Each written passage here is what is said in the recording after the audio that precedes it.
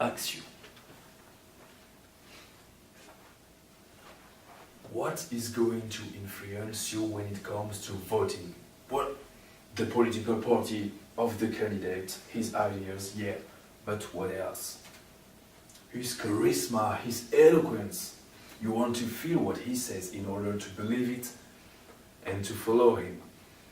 Well, let me tell you something. We can compare it to negotiation because you want your business partner or client to think that you are offering him the best option. It kind of makes me think about my teenage years when I had to convince my mom to buy me a cell phone. And I got my cell phone pretty early, so I guess I did a pretty good job, and I just decided to do something like this for a living. You know? I come from France, and I took all of the opportunities that I had to travel to Germany, to the USA. My dream career is to become an international negotiator.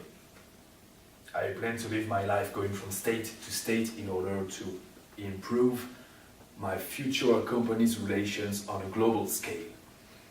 I wanted to use my language skills, so that's why I decided to study international trade. But you know, it's a really broad field, so it opens you a lot of doors, so you gotta make a choice. And I personally noticed that I have some communication skills and I know how to embody my speech and how to make it powerful. So that's why I thought that being an international negotiator would be the right career for me. So first I will explain what an international negotiator really is, and then I will give you some tips about how to be a good negotiator. So to begin with, let me talk about this job. An international negotiator has a goal, which is to help a firm to go global. And to become one, studying abroad is highly recommended. Missouri State University has a program called Study Away, which gives you the opportunity to choose a partner university abroad. So this is the program that I chose, and this is what I'm doing right now. That's why I'm here. Studying abroad also increases your employability. So you have to make sure where firms mostly want to improve their business. That way you can know what language would be better for you to learn.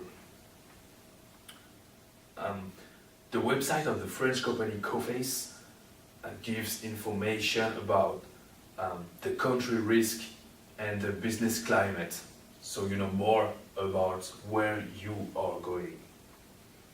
Since I come from France, Germany was my first choice. And I decided afterwards to go to the US in order to improve my English, because this is what we call a global business language.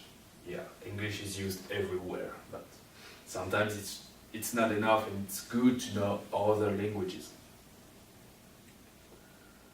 Well, most of the time actually. The international negotiator has a key position. He has to elaborate the business strategy on a given area. He has to do canvassing and meet the potential clients. He has to negotiate and sign the contracts, and he takes care of the follow-up of the sale. Now that you know more about what an international negotiator is, let's see what skills you need. Well, you need to master one or more foreign languages, that's a fact, but you also need other skills.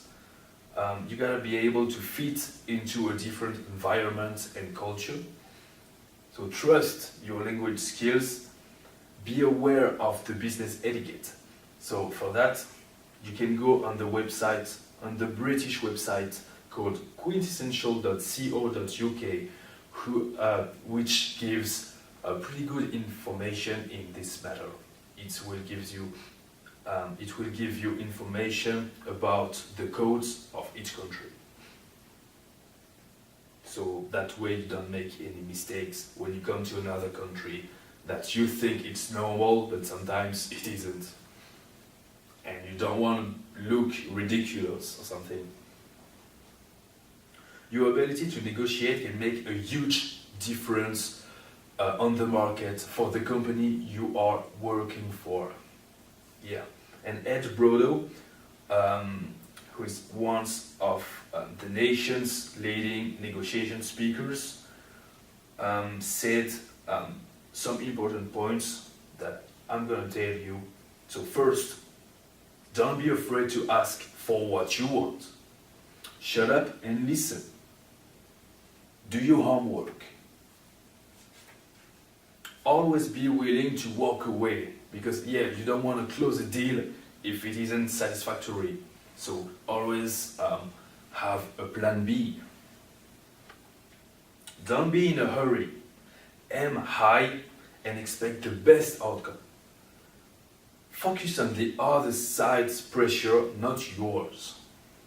Show the other person how their needs will be met. You don't want to look selfish. You want the other person to trust you.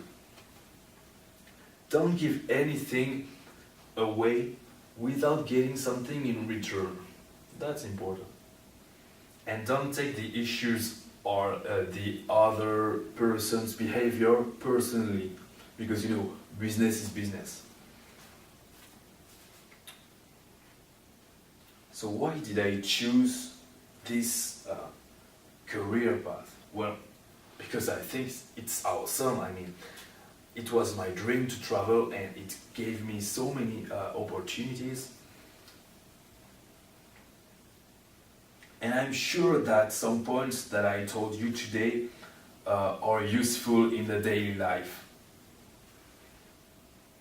So today I told you what an international negotiator is. And I also taught you the points you should focus on to be a good negotiator. So please remember, always be prepared, be confident, and listen. So to finish with, I would like to quote Ed Brodo again, who I personally admire. And he said, "Satisfaction is the key element in every successful negotiation." Satisfaction means that you get what you need, but not necessarily what you want. Thank you.